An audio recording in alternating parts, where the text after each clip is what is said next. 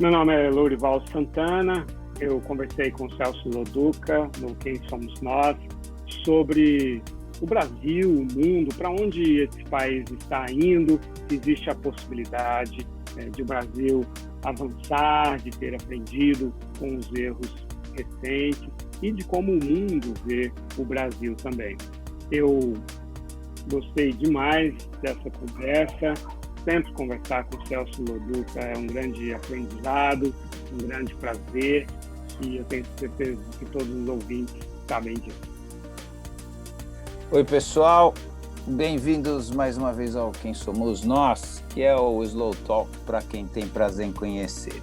Esse programa de divulgação de conhecimento está comemorando 8 anos na Rádio Eldorado de São Paulo, agora em maio. Se você tiver curiosidade em saber sobre todas as conversas que a gente já fez, vai lá no quemsomosnós.com.br e aí você escolhe a plataforma que você se sentir melhor.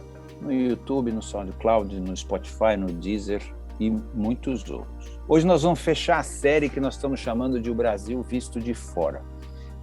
Eu estou fora também, não por causa disso, eu estou fora porque caiu a internet lá dentro da casa e eu consegui aqui um sinal aqui fora, então de vez em quando a gente vai dividir com algumas maritacas e alguma coisa assim o som que a gente tem aqui, que já não estava bom, o pessoal reclamou e tal, agora eu estou usando isso aqui para melhorar o som, espero que a gente consiga fazer um programa bacana, apesar das questões aí. Bom, hoje nós vamos fechar a série que a gente está chamando de O Brasil Visto de Fora. A ideia é a gente tentar entender que país é esse através de um olhar de fora. Hoje a gente vai conversar com o analista de assuntos internacionais da CNN, colunista do Estadão, especialista em geopolítica e contemporaneidade da Latitudes e diretor do Instituto de Relações Internacionais e Comércio Exterior, o reincidente aqui no Quem Somos Nós, ele já teve uma vez, foi ótimo, jornalista Lourival Santana.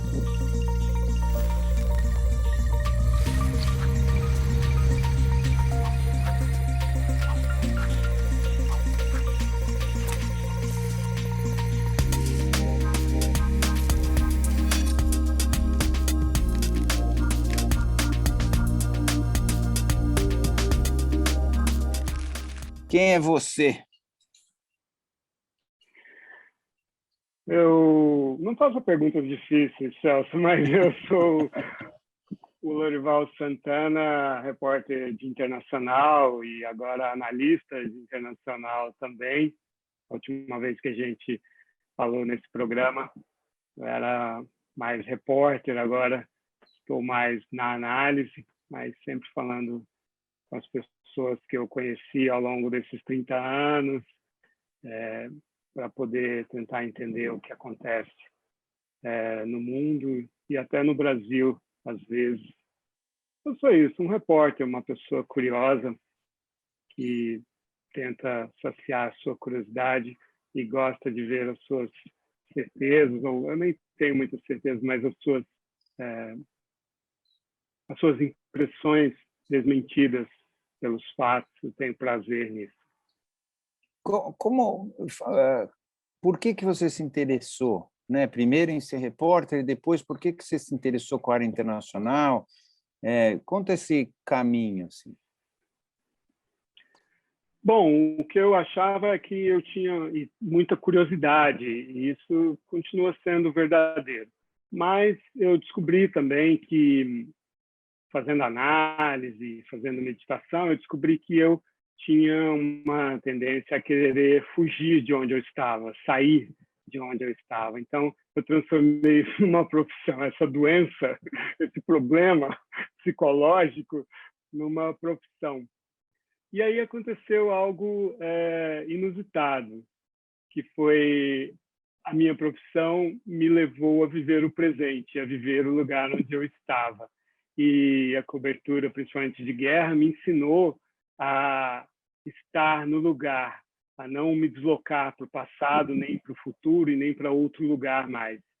E aí, quando eu voltei, por assim dizer, eu voltei. E aí, onde quer que eu esteja, como agora que eu estou conversando com você e com os nossos queridos ouvintes, eu sinto que eu estou aqui. Não estou no passado, não estou no futuro, não estou em outro lugar. Estou exatamente aqui. Esse era o meu objetivo de vida, era viver o presente. É bastante budista isso, né? Assim, não sei se você tem alguma ligação especial com isso, mas esse é um raciocínio bastante budista, né? Que só o presente existe, na verdade, né? E que é vivendo o presente é que a gente aprende, né? Quando a gente está com a cabeça ou para frente ou para trás, a gente não está experienciando as coisas, portanto, a gente não está aprendendo, não está crescendo e tal. Eu concordo 100%, é muito difícil, né? É muito fácil de falar, muito, estou no presente e tal, mas você está focado naquilo que você está fazendo de verdade é uma das coisas mais difíceis que tem, né?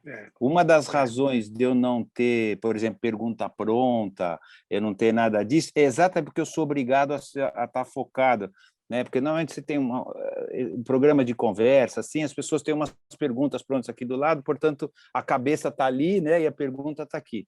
Então, uma das razões é que me obriga, no bom sentido da palavra, a ouvir cada palavra que você fala. Mas é muito difícil. Essa é a coisa mais difícil que tem, talvez, é estar presente. Mas é bem bacana. O exercício é bem bacana, parabéns.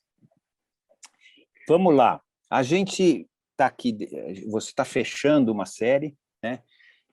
Onde a gente teve o Celso Amorim, tivemos o Ian Boechat, o Nogueira Júnior e tal, todas pessoas falando sobre a sua experiência fora do Brasil, né, ou dentro do Brasil, mas com o olhar de fora e tal.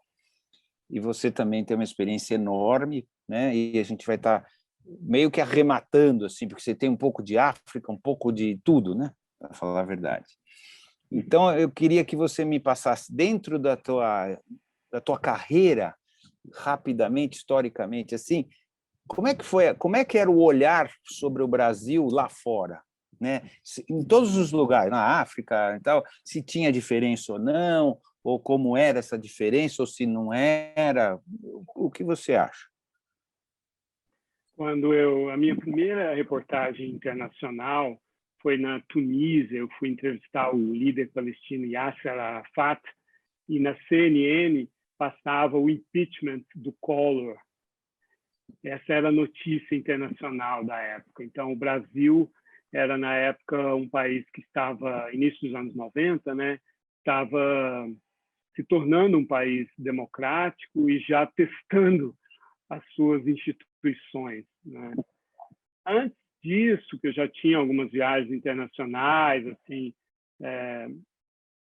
eu percebia que no Brasil, os brasileiros tinham muito uma coisa de querer e pedir ajuda fora do Brasil. O que vocês podem fazer por nós? Então, o mundo avançado, principalmente, tentava se desvencilhar dessa responsabilidade sobre ter que salvar o Brasil e tentar tratar o Brasil como um parceiro, né? E aí, o Brasil mergulhadíssimo nos seus problemas econômicos, né? Hiperinflação, uma desorganização brutal.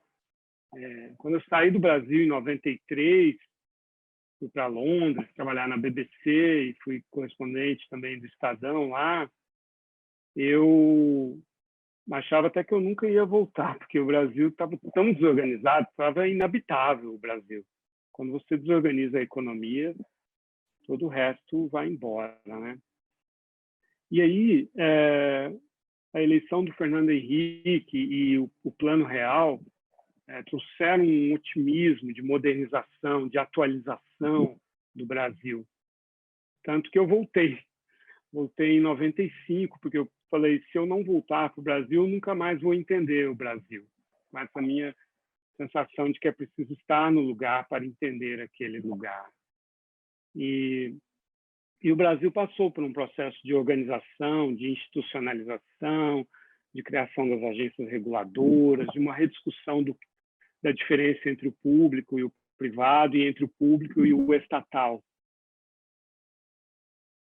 E houve um momento de otimismo com relação ao Brasil, em relação a isso, no final dos anos 90, sobretudo aqui os nossos vizinhos, eu lembro dos chilenos, dos quais nós tanto nos invejamos hoje, naquela época, vendo o Brasil como um modelo. Estamos falando aí de 98, 1998 e tal.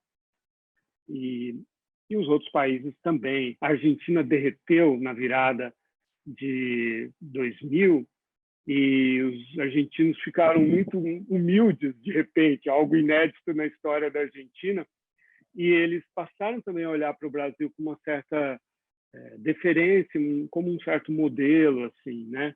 As coisas avançavam e tal. A primeira metade dos anos 2000 em toda a década de 2000 a 2010, aí o Brasil virou um país da moda, né? Eu cobri aquela cúpula do G20 em Londres em 2009, quando o Barack Obama apresentou o presidente Lula para o primeiro-ministro australiano, dizendo assim, "This is the guy." Né? Eu fui um dos repórteres que traduziu isso para "esse é o cara", que virou um pouco um rótulo para o Lula, um rótulo positivo e tal. Né? Então, naquele momento, aí teve aquela capa da Economist com o Cristo Redentor decolando como um foguete e tal. Era a época do superciclo das commodities. E o Brasil estava recebendo muitos dólares. E depois houve a debacle econômica, logo em seguida a crise financeira internacional e a desaceleração mundial, e o Brasil fez aquela aterrissagem muito forçada, simbolizada por outra capa da Economist com o Cristo Redentor batendo no chão. Houve um questionamento sobre a questão da democracia brasileira em razão do impeachment da Dilma Rousseff, houve uma discussão sobre aquilo. Quando veio a Lava Jato, criou bastante interesse sobre o Brasil está fazendo as suas mãos limpas, mani pulite, italiana, né? E aí isso também criou uma expectativa de uma modernização e tal.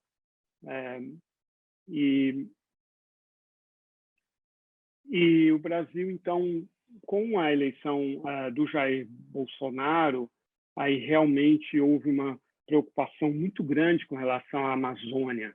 Parecia e parece um governo indiferente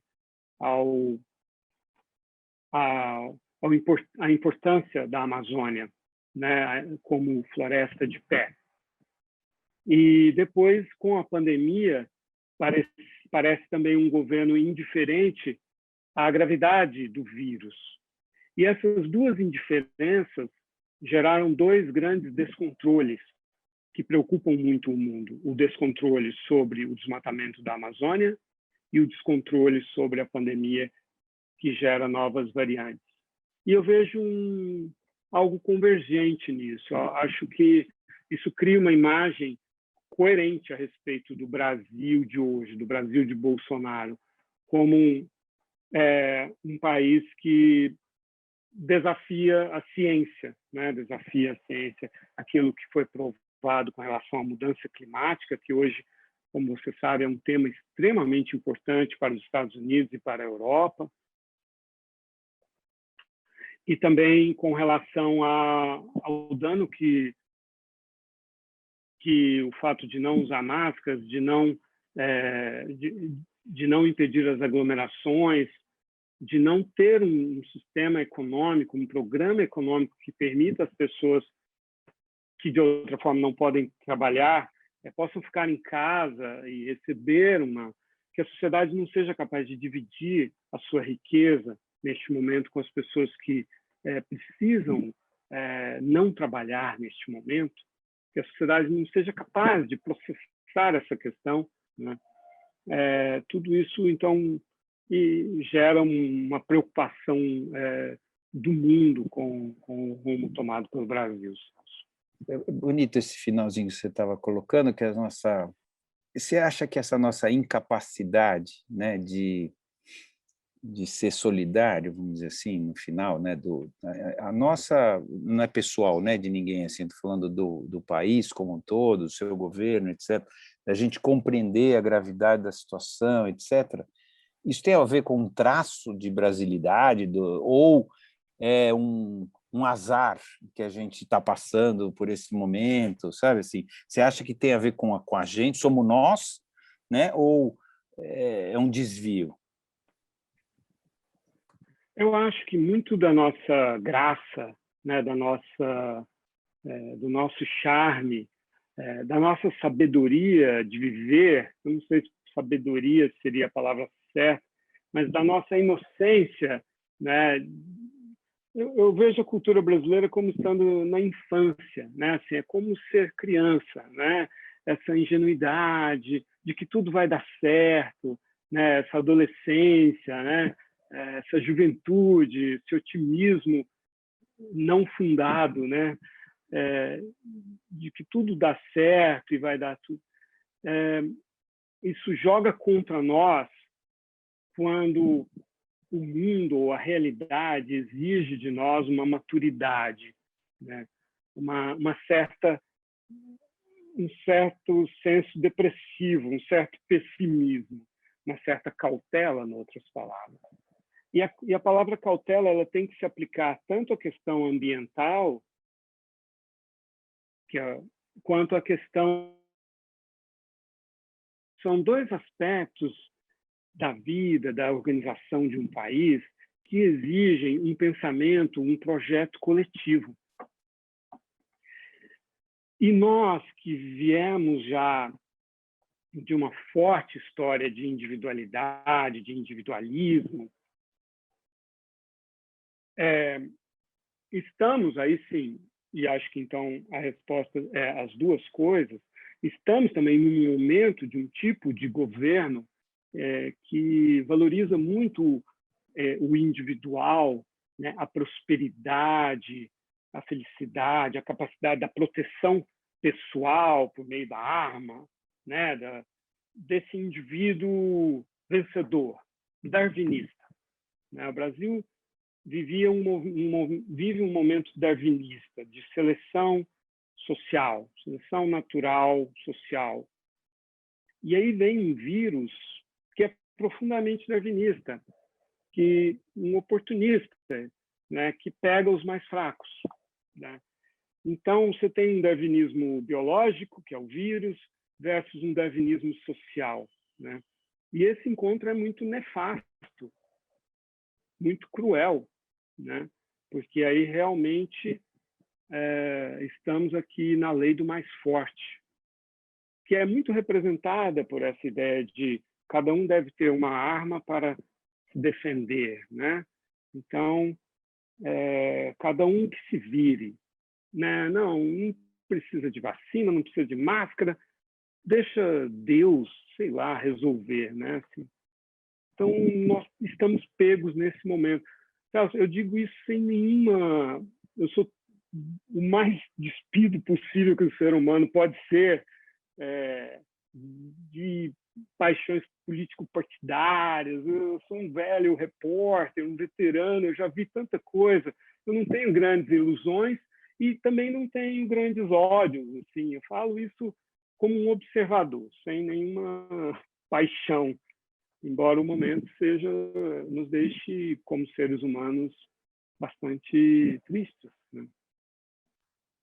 E preocupado, talvez, né, com o futuro, porque os estragos são reais, né? Os estragos tanto de vida, né, quanto de futuro, quanto de estrutura das coisas. Parece que as coisas estão sendo...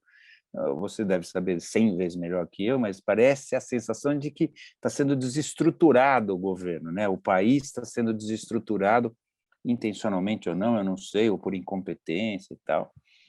E que isso vai custar caríssimo, vai custar décadas, eu não sei exatamente, mas você que viveu também lá fora, guerras, países que foram desestruturados por outras razões, além da gente estar sendo desestruturado pela pandemia, a gente está sendo desestruturado também, parece que intencionalmente, pelo governo. Então, você que viveu isso, assim, os países se recuperam, né, como é se recuperar de uma desestruturação desse nível que a gente está vivendo? A capacidade de recuperação, obviamente, depende de algo que tivesse sido construído antes da destruição e que tivesse deixado uma memória cultural. Então, um grande exemplo disso é a Alemanha, pós-Segunda Guerra Mundial, pós-nazismo. Eles construíram um belo país. E eles demonstraram uma capacidade gigantesca de aprender com os erros deles, de reconhecer cotidianamente os erros deles, de não esconder, de não mentir, de não diminuir, de não fazer um pedido de desculpas que vem seguido de uma vírgula, mas não foi minha intenção, que anula o pedido de desculpas anterior. Como os homens que, quando fazem assédio sexual, abuso sexual, e vão pedir desculpas em público, e no final você sente que a pessoa não aprendeu nada. E não está, de fato, envergonhado, não está, de fato, com remorso, não se arrependeu, né? A Alemanha se arrependeu. E o Japão, você acha que se arrependeu também ou não? Ou você acha diferente? sim, Porque os dois estavam na mesma condição, né? E os dois foram bancados pelos Estados Unidos para voltar a ser um país, ou ser um país mais desenvolvido ainda.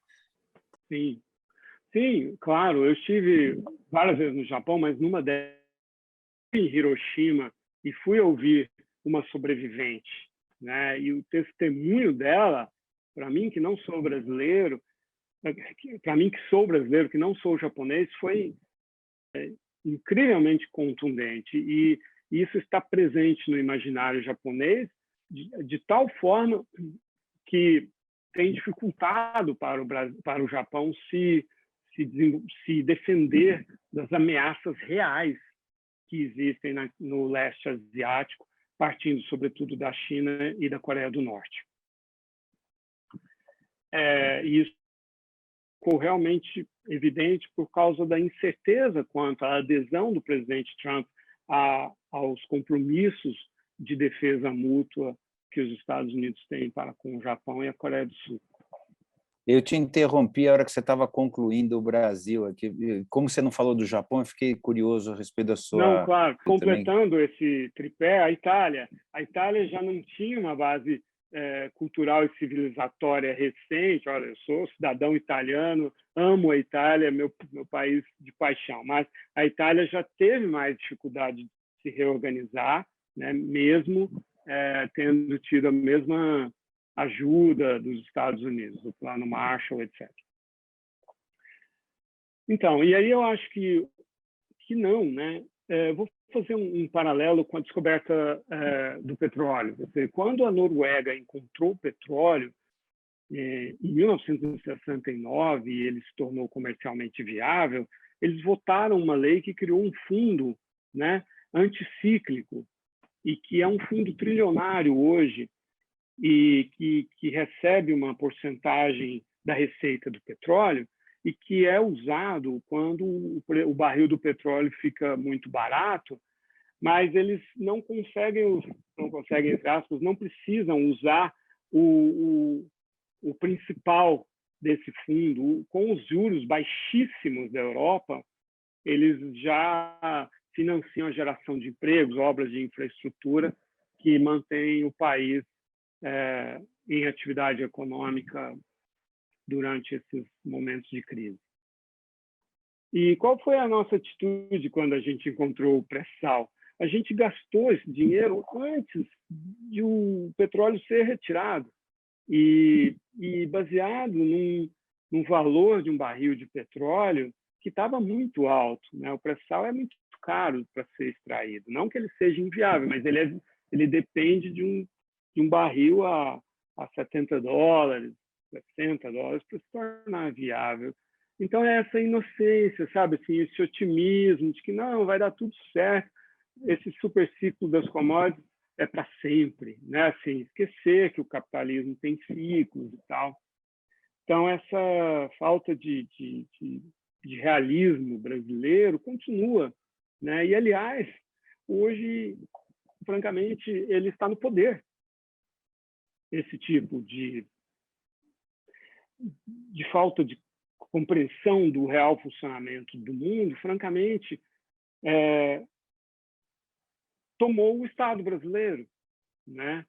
esse contingente de pessoas que, por inúmeras razões, se sentia excluído da elite, de todo disso. Eu acho que o meu papo é um papo de alguém da elite, né, que requer algumas compreensões de algumas coisas, né, e por mais que eu tente ser claro, né, mas então significa que essas pessoas que tinham essa visão e ainda por cima com um traço de individualismo e tudo, estão vendo as suas não políticas, as suas não gestões se tornarem políticas, se tornar um método de gestão. E o vírus, ele cobra um preço muito alto por isso, porque ele é um teste de gestão para qualquer país do mundo. Eu tenho uma outra curiosidade, você trabalhou bastante na África também, né? E o Brasil, acho que no período Lula, foi bastante pró-África, não sei se é exatamente assim, mas resolveu falar, não, o Brasil vai ter importância na África, etc. Não sei se do jeito certo ou errado, não importa, né? Mas tinha um olhar para a África como uma coisa estratégica e parece que o mundo todo está olhando lá porque os crescimentos lá, as coisas vão acontecer lá, né? É lá que o mundo ainda não desenvolveu, né? Então parece que é oportunidade. Como que o pessoal da África via a gente? Via como os caras que estavam indo lá ajudar ou ia colonizar ou qual que era o olhar dos africanos ou o que você teve contato sobre o Brasil? Nós lá, quando não somos negros, né, então somos brancos, né, e o africano negro, ele vê o não negro como um branco, como alguém rico. E ele vê um cifrão, ele não vê uma pessoa. Falo isso de relações pessoais, de amigos africanos, é algo histórico e muito forte no africano, né? Que é resultado de séculos de relação, de colonização europeia, né? Então, eles, em primeiro lugar, é isso, é uma coisa sensorial. Se você vai lá, você convive lá, você percebe isso claramente, que eles colocam um preço em cada coisa que eles fazem com você, não necessariamente para você, mas eu falo como alguém que tem que entrevistar pessoas, filmar, etc., fotografar. Agora, com relação ao Brasil, existe algo de especial, no sentido de que é um país para o qual vieram muitos africanos, né?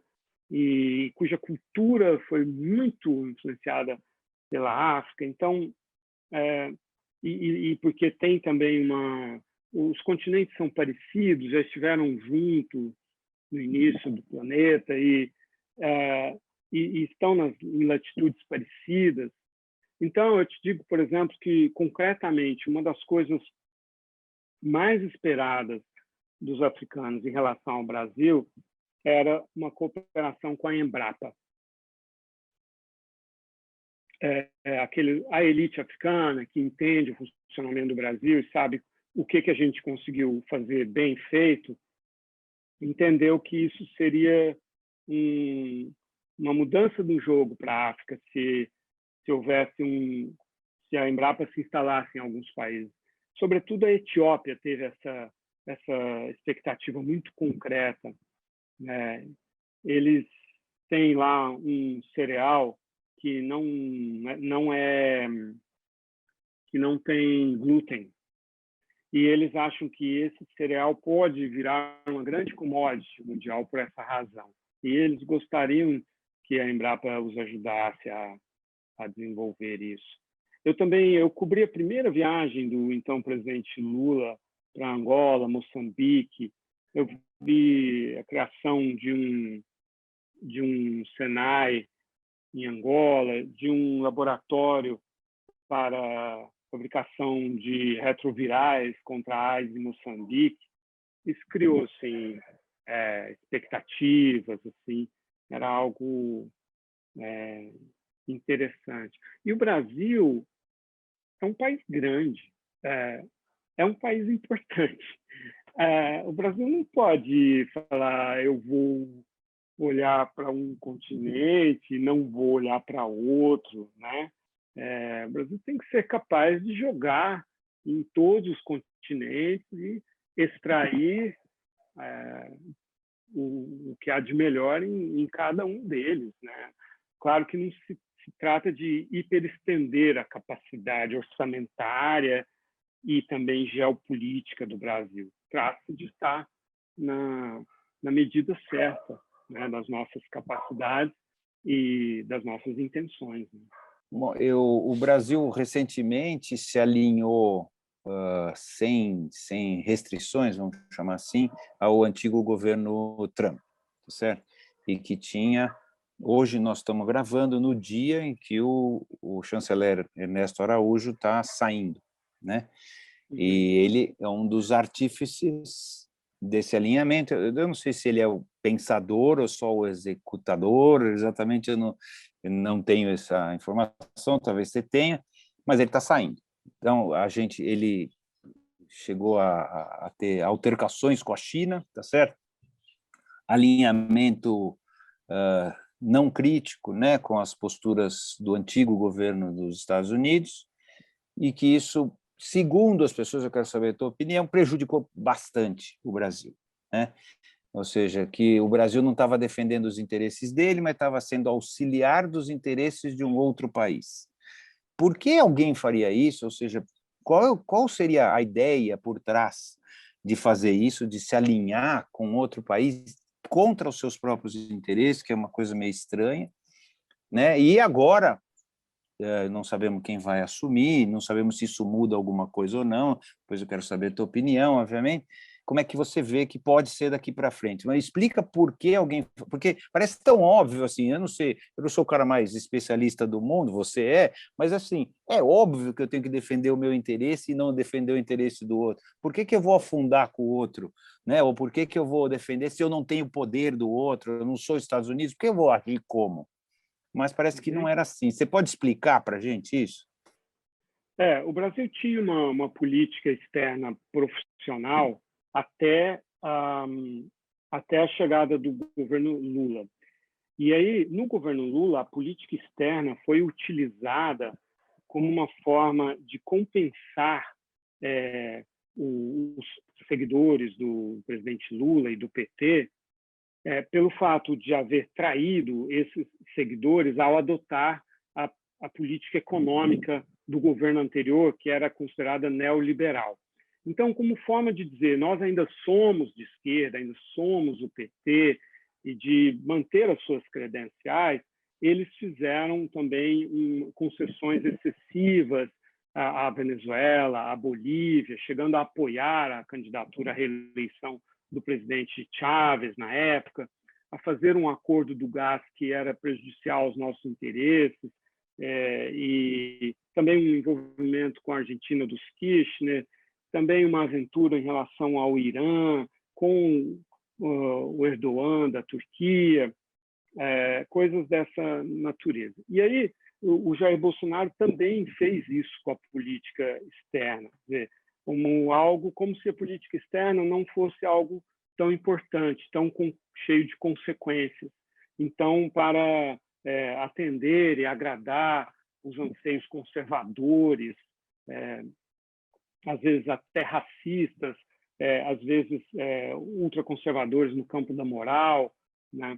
E de uma identificação também ingênua com o Donald Trump, como se ele representasse os Estados Unidos, os valores americanos.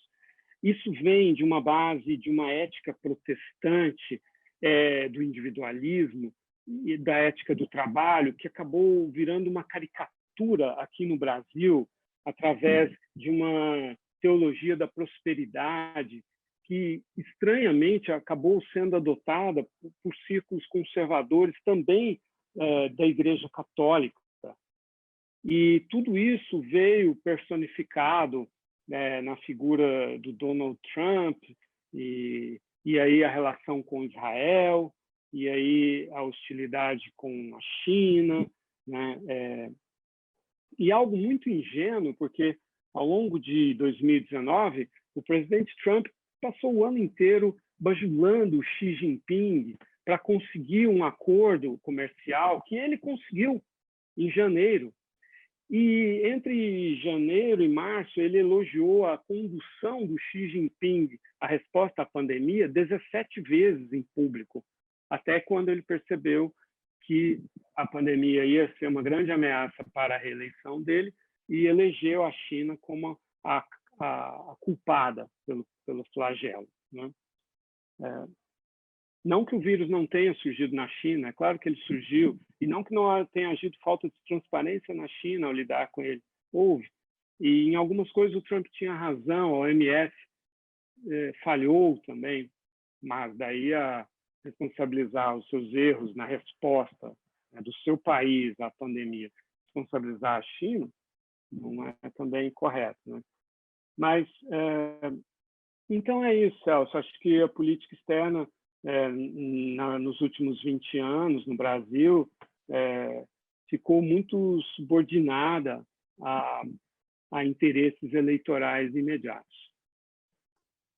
Então, mas, por exemplo, né? Então a gente bateu de frente com a China, que é quem é o nosso maior.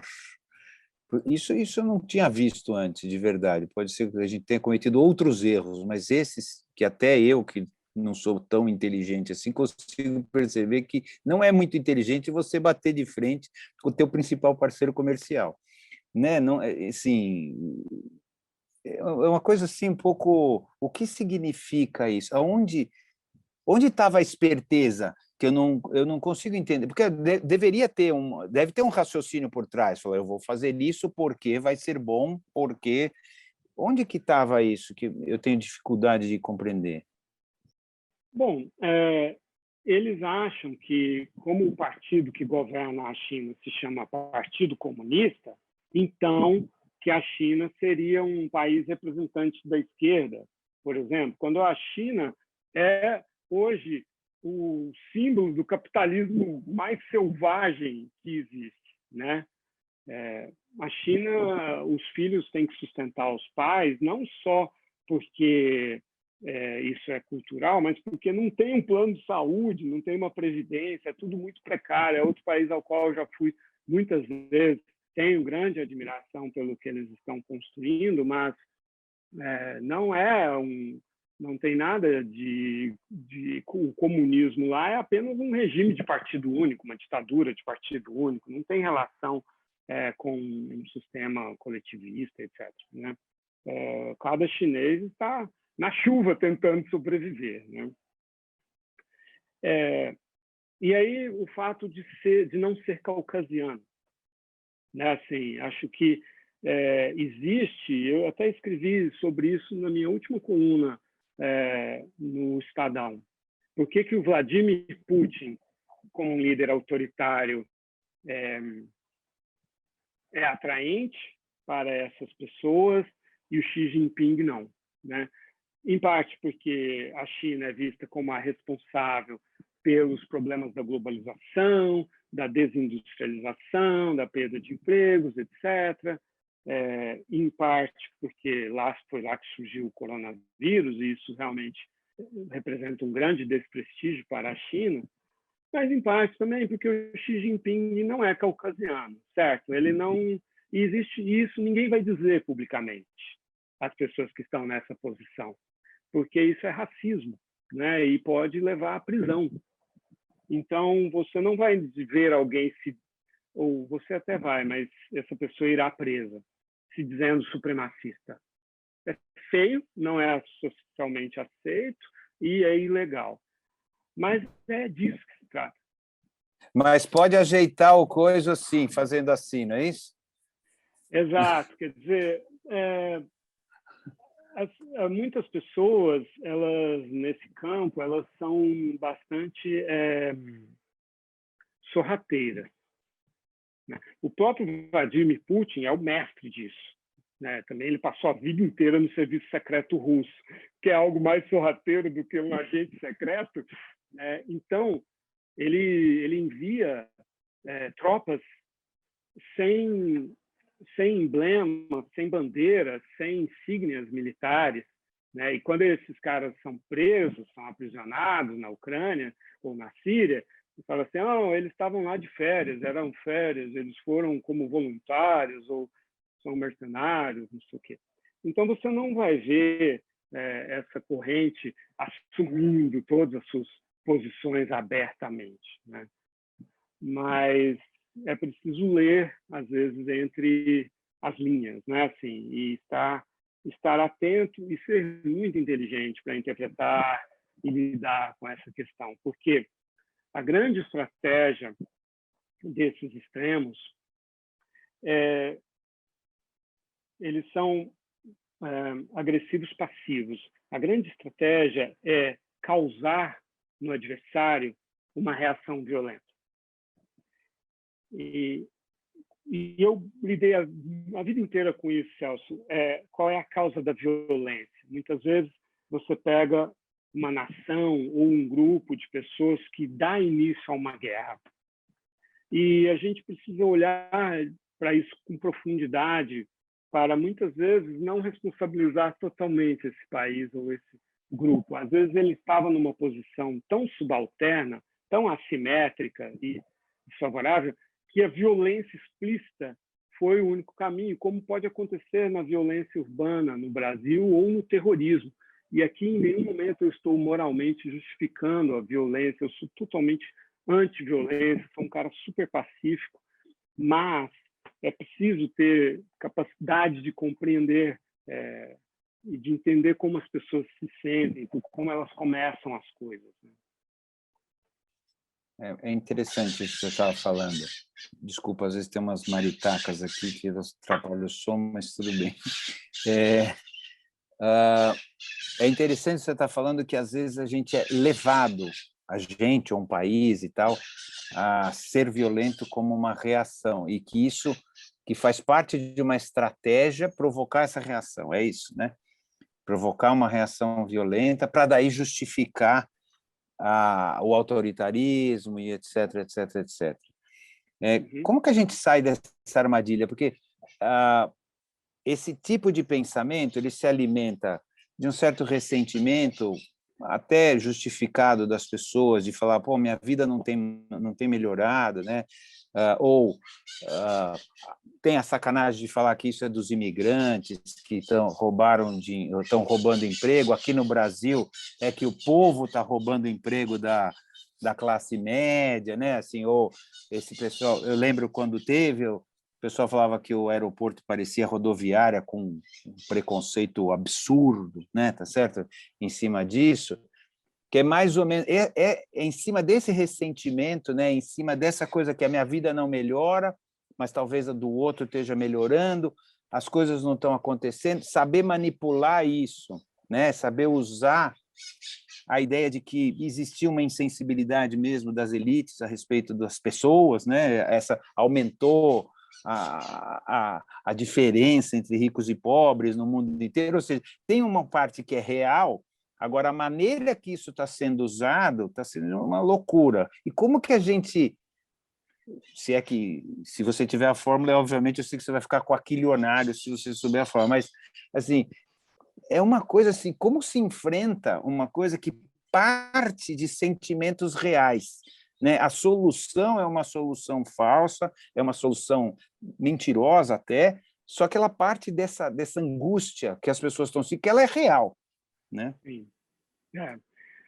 Bem, no longo prazo, o caminho é realmente a educação, porque se você expõe as pessoas a um pensamento racional de uma forma atraente, sedutora e que faça sentido para elas, elas são menos manipuláveis, elas são capazes de elaborar melhor sobre os impulsos delas. Porque o que é ser educado? É lidar com os próprios impulsos de uma forma mais razoável, né? Menos violenta, menos agressiva, não ser arrastado pela primeira emoção, que todos nós sentimos raiva, sentimos medo, mas saber, aprender um pouco a lidar com isso é se tornar menos suscetível à manipulação do medo e da raiva, que são as duas grandes forças, né, que estão em jogo. Isso no médio e longo prazo. Agora, no curto prazo, eu acho que a elite intelectual brasileira precisa arregaçar mais as mangas, viu? Acho que ainda ela é muito egoísta, assim, muito preguiçosa. Eu acho que a gente tem que ser capaz de ser mais atraente com relação ao resto das pessoas, assim, no sentido de ser coerente, né? De, de rever nossos conteúdos escravocratas, né? Eu acho que a escravidão é uma mancha muito forte no Brasil, e não é uma mancha do passado, é uma mancha presente, é um esquema mental, né? A escravidão é um esquema mental que nos faz comer numa praça de alimentação e não levar a bandeja para o lixo, porque isso não é uma pessoa, né, com posse, com poder aquisitivo, não tem que trabalhar, né? Não tem Não é que chique. fazer essas coisas manuais, assim. Então, acho que a gente tem que, como os alemães fizeram, sabe? Acho que a gente tem que revirar nossas entranhas, que estão cheias de preconceitos, assim, né? Então, tem que começar por nós mesmo, sabe? Assim, e é doloroso, acredite em mim, é doloroso, assim, como homem, como branco, como intelectual, como classe média, como heterossexual. É duro, porque a gente vai ter que largar um monte de privilégios. A gente vai abrir mão de uma vantagem comparativa gigantesca que, não vou falar nós, porque eu não posso falar no seu nome, mas que a mim me beneficiou muito como vantagem comparativa. Era tão vantajoso que eu sequer tinha consciência.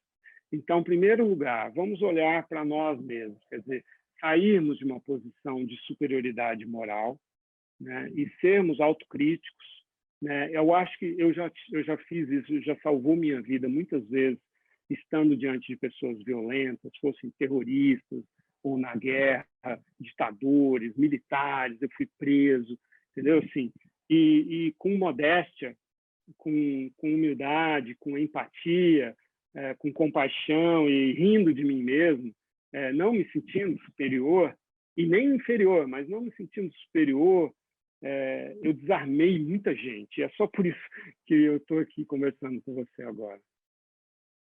Uau! Bom, está perfeito. Eu talvez tenha a sensação, primeiro, eu também, apesar da minha família, o meu avô era motorista da prefeitura, ou seja, eu não venho de uma família privilegiada, mas eu tive o privilégio de poder estudar, né? E isso fez uma diferença absurda na vida da minha família, na história da minha família.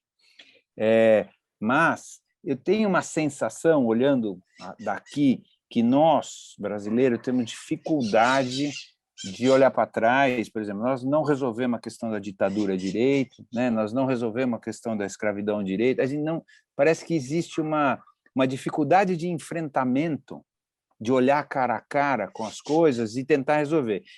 Como a solução que você está dando é essa, eu me dá medo, porque historicamente a gente não faz isso como país, né? Então eu falo assim, bom, então nós não vamos sair dessa, porque a chance disso acontecer é bem isso, assim, até no Brasil, quer dizer, a ditadura, que é uma coisa claríssima, a gente não aceitou. A escravidão tem gente que nega, né? Até hoje. Então, assim, e a gente não lidou bem com ela, mesmo quem não nega, a gente não lidou bem como sociedade com ela, a gente botou debaixo do tapete as coisas. Então, se essa solução a gente parar e refletir e olhar de frente os problemas, eu estou completamente desanimado com a solução, porque acho muito difícil de acontecer com um país que nunca fez isso. Todo país depende monumentalmente da sua elite. existem vários livros sobre isso, né? Como o livro A Cultura Importa, né? Tem livros sobre a importância da elite, e esse é um tema pouco discutido aqui no Brasil, né? Mas nós, você, eu, as pessoas que estão nos ouvindo na Rádio Eldorado, precisamos ter consciência da nossa responsabilidade em relação ao nosso país. Assim. Eu também, meu pai trabalhou na construção civil, ele era baiano, construção civil aqui em São Paulo, então é o baiano, né? Eles fizeram um curso primário, não chegaram ao ginásio, meu pai e minha mãe e tal. Mas eles investiram na minha educação, enfim, e eu estou aqui, então, com certeza, eu sou resultado desse investimento. Então, acho que eu estudei em universidade pública, entendeu? Então, assim, eu tenho uma dívida gigantesca com o Brasil, né? E nós temos que pagar essa dívida, né? E seguir pagando com todos os juros e trabalhar muito por esse país. E a forma de fazer isso realmente é ajudando as outras pessoas a aceitarem que nós precisamos fazer essa grande revisão, né? A mudança de postura para tentar ir desarmando as outras pessoas, né? E isso vai ser transmitido para pessoas mais jovens. Esse trabalho vai continuar. É um trabalho de um século, né? O Brasil está um século atrás da Europa e dos Estados Unidos em termos culturais. No ano passado, quando teve a questão do George Floyd, da questão dos negros, da violência, eu falei assim: o Brasil precisa andar um século para chegar a ter esse problema, para chegar a entender que isso é um problema, né? Eu passo na Avenida Paulista à noite, voltando do trabalho, passava, porque agora estou em casa, mas quando eu estava trabalhando, eu passava à noite e quase todas as noites eu via um jovem negro sendo abordado pela polícia militar, né? Assim, por quê? Né? Por que um negro sempre? Quase sempre, né? Então, é muito angustiante tudo isso. Outra coisa, a polícia, falando da polícia, quer dizer, parece que eu sou contra a polícia, não sou contra a polícia, mas é muito preocupante o fato de os governadores, os estados brasileiros não terem sido capazes de fazer um lockdown, porque não podiam confiar nas suas polícias de que elas imporiam esse lockdown. Por que isso é preocupante? Porque a solidez de uma democracia se mede pela submissão dos grupos armados aos governantes eleitos, né? Então, E se a gente tem medo hoje dos não está caras que muito usam claro. armas, E hoje não está muito claro isso, né? Até quem manda, né? E até o governo federal vira e mexe abana com a possibilidade dos armados tomarem conta, né? O presidente ele serve de inspiração, ele é um líder dessas corporações. Não é todo mundo nas corporações, evidentemente, mas ele exerce uma liderança substancial, né, sobre essas corporações que deveriam estar subordinadas aos respectivos governadores.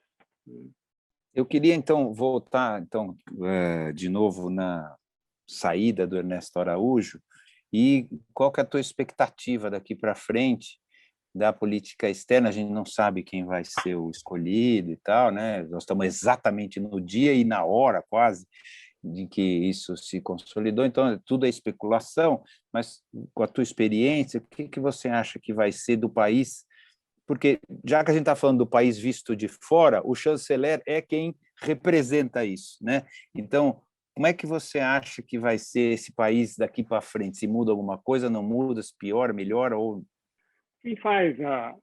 Quem coloca os limites sobre a política externa, a política econômica, a política ambiental, a política de saúde, a política educacional é o presidente. Então, essa pergunta diz respeito ao seguinte: quer dizer, o presidente tem uma estratégia de poder que é a de falar diretamente com o eleitorado, passando por cima dos partidos políticos, né? E essa é a abordagem, essa é a base do poder do presidente. Enquanto for assim, não haverá mudança, porque a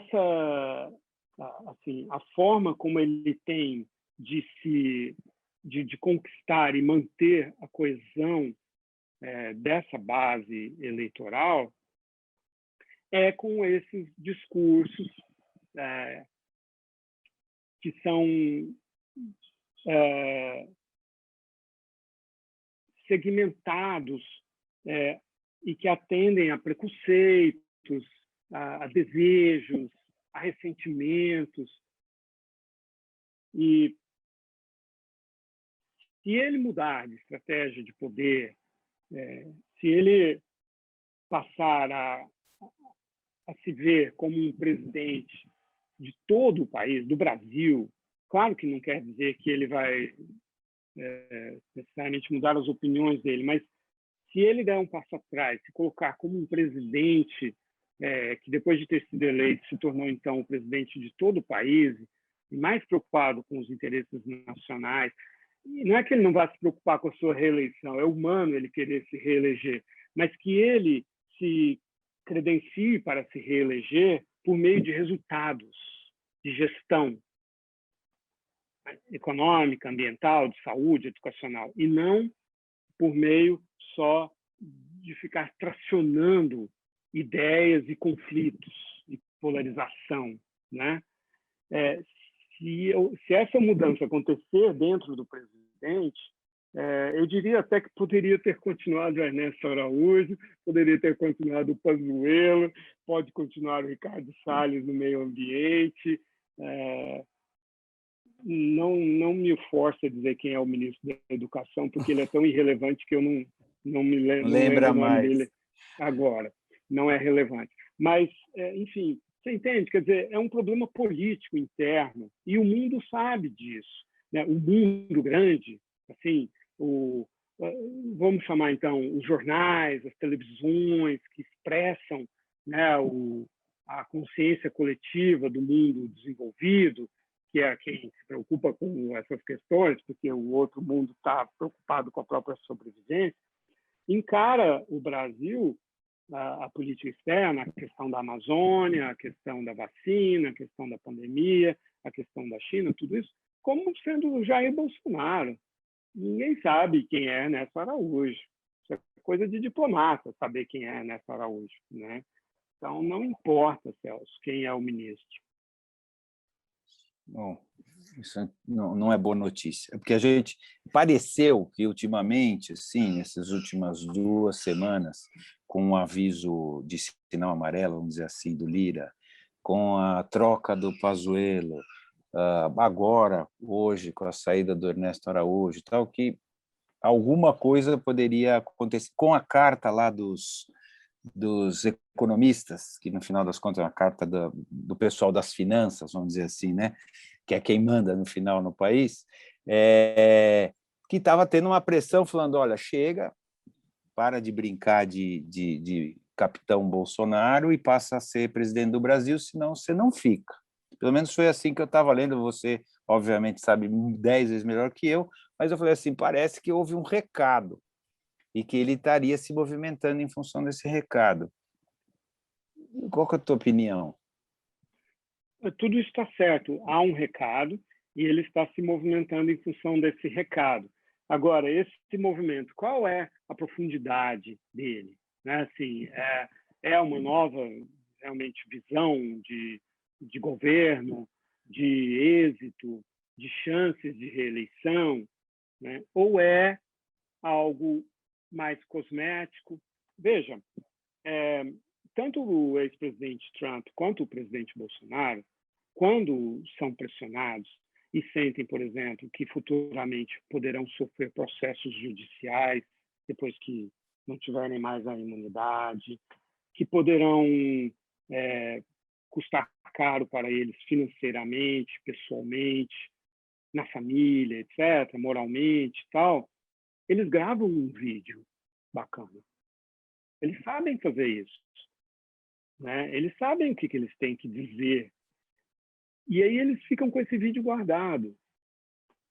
Aí no dia em que precisar, não, tá aqui, ó, eu falei para usar máscara. Eu falei sim, falei que não existe tratamento para Covid.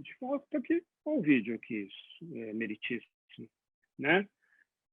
Só que nas outras 99,9% do tempo, eles desmentem isso. E o vídeo que vai circular no público-alvo deles é o outro, são os outros milhões de vídeos, né? Então, é sorrateiro, não é, né? Não é aqui igual a gente aqui ó, olhando e falando o que a gente pensa, né? Assim, é cheio de meandros. Então, poxa, quem sabe, né? Quem sabe ele muda e o Brasil... O potencial do Brasil é gigantesco. Nós estamos entrando num novo superciclo das commodities.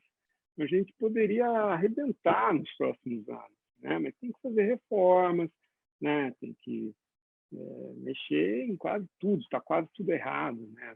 Então, vamos ver. Vamos torcer para que as coisas mudem. Não estou dizendo, eu não estou acreditando que existe uma mudança de percepção ou de compreensão, mas está sendo obrigado a mudar ou cair, que foi claramente o que o Lira falou, ou muda ou cai, tá certo? Foi bem, até eu achei de uma transparência logo depois, um mês depois de ter sido eleito, né, com o apoio do próprio presidente, falar isso, eu achei bem forte.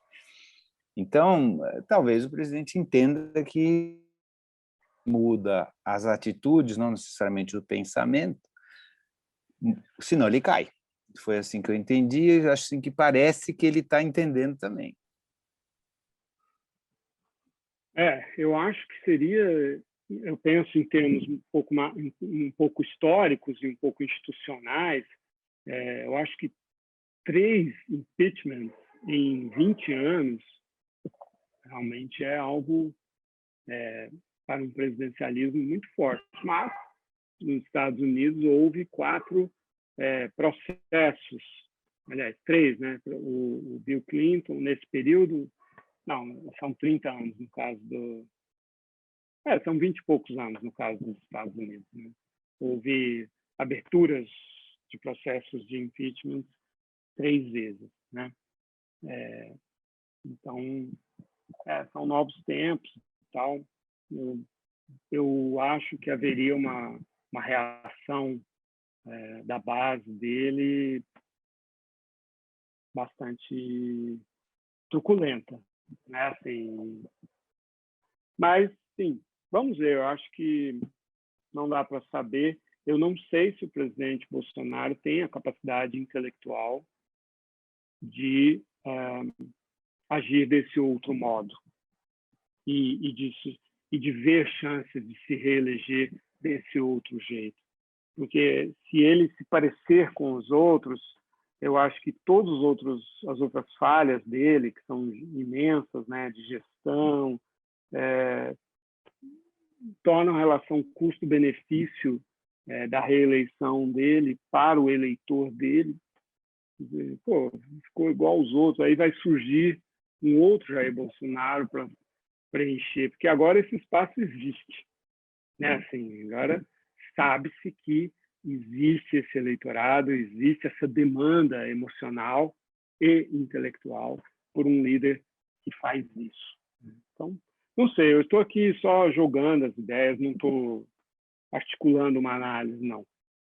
Não, claro, e é isso mesmo, nem dá, porque as coisas estão acontecendo muito, está muito agora tudo e tal, né? Precisa ver como é que as coisas vão, mas é que eu não podia deixar de aproveitar a tua experiência agora, já que a gente está aqui frente a frente, que acho que vale para todo mundo que vai nos ouvir, que vai nos assistir, etc., raciocinar sobre isso. E você, às vezes me pareceu otimista, às vezes me pareceu pessimista em relação ao Brasil na nossa conversa. Em algum momento, a longo prazo, você me pareceu, me deu a sensação de falar, bom, uma hora vai funcionar, né? Pena que eu não vou ver, né? Me pareceu isso. Mas a curto prazo, ainda bastante pessimista. Estou certo? Eu sou otimista por natureza. Esse é o meu um problema para mim, assim, na verdade. Porque é preciso ser realista para analisar e entender, né? Eu tenho a tendência a acreditar nas pessoas, a confiar e tal, isso é da minha índole. Mas eu acho que simplesmente depende de nós, depende de quem consegue ver algumas coisas, e não é necessário que nós concordemos em tudo, nós não concordamos, mas que haja um ponto de partida mínimo assim a respeito do que é necessário para o Brasil, né? E onde houver as divergências, acho que a gente deve então deixar essas questões. Se houver divergências, a gente pode que é tanta coisa para consertar agora, né? Que a gente não precisa se ater às divergências. Acho que a gente podia ir cuidando do atacado, né? Assim, que precisamos de educação, né? Precisamos de uma polícia institucionalizada, né? Que investigue crimes e que não seja racista, que não seja violenta excessivamente, não abuse do poder. Precisamos rever as Forças Armadas, precisamos rever o sistema político eleitoral, né? Essas coisas básicas assim, já é um trabalho gigantesco. A gente vai ter que fazer concessões entre nós. A gente não pode ficar paralisado do jeito que o Brasil está, porque, francamente, ele não está paralisado, ele está andando para trás. É a sensação que eu tenho também. E é ruim quando você percebe, quando você começa a pensar de que a gente está perdendo coisas, né? Que a gente está andando para trás e que o Brasil já foi melhor do que ele é hoje. É esquisita essa sensação. Não sei se te bate, eu já passei por muita coisa também, etc. Mas será que eu estou ficando velho, que velho sempre acha que agora é pior do que antes? Ou será que realmente nós estamos piorando, né? Entendeu? E eu acho que muita gente acha que nós estamos piorando de verdade e que vai custar muito para a gente recuperar parte daquilo que a gente já foi, né? Então, às vezes, me tira um pouco a esperança de que eu verei o país que eu achei que eu ia ver, né? Assim, eu estou ficando meio...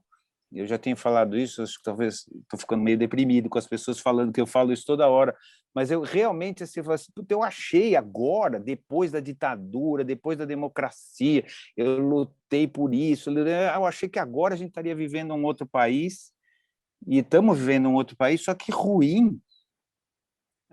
Mas eu acho que tem uma geração aí na faixa dos 20 anos de idade, que é a idade dos meus dois primeiros filhos, um de 21 e um de 19, que é bem preparada, assim, que não aceitam uma série de coisas. E é muito importante não aceitar o racismo, não aceitar a homofobia, sabe? Não aceitar o machismo. É super importante isso, é um ponto de partida de respeito para com o outro que pode ser a base para a elaboração de políticas públicas maiores, políticas econômicas, tributárias, educacionais, etc., sabe? Nesse sentido, eu acho que vem vindo aí uma geração muito boa de brasileiros, inclusive brasileiros negros, que agora estão tendo um pouco mais de voz, alguns deles, não tantos quanto eu gostaria, mas já alguns, né? E homossexuais também. Enfim, não é um detalhe isso, é super importante que pessoas que tenham sido humilhadas, que tenham se sentido excluídas mais vezes até do que nós, porque todo ser humano já se sentiu assim alguma vez, e que tenham sido capazes de elaborar a partir disso e de dizer como é ruim ser excluído. Eu espero que eu nunca faça isso com alguém. E não é a outra reação do ressentido. Como é ruim ser excluído. Eu vou excluir todo mundo que eu conseguir excluir. Eu vou me vingar. Aquele outro que consegue falar assim, pô, não é legal exclusão, bullying na escola, lá atrás, não é legal isso. Pô, tomara que eu nunca seja assim. Que coisa feia que é fazer isso. Sabe, é muito básico o que eu estou falando. E é isso mesmo. Esse é o ponto de partida de uma civilização, de um país. Então, sim, nesse sentido eu tenho um grande otimismo. É que não é nada com resultado imediato, né? Ótimo. Vamos fechar. Dentro da tua experiência de vida profissional e tudo, quem somos nós? E esse nós você pode escolher se é o país, se é os seres humanos, se é brasileiro, se não é. Escolha o nós e quem você acha que nós somos.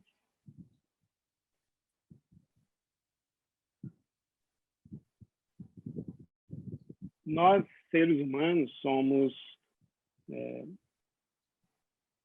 ambivalentes.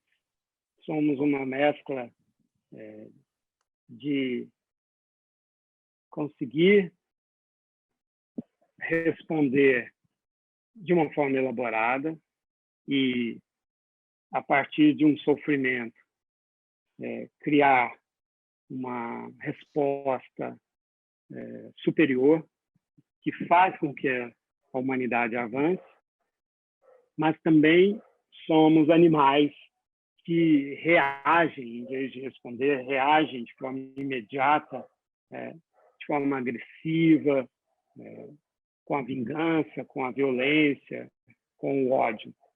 Então, todos nós somos essas duas coisas. E cabe a todos nós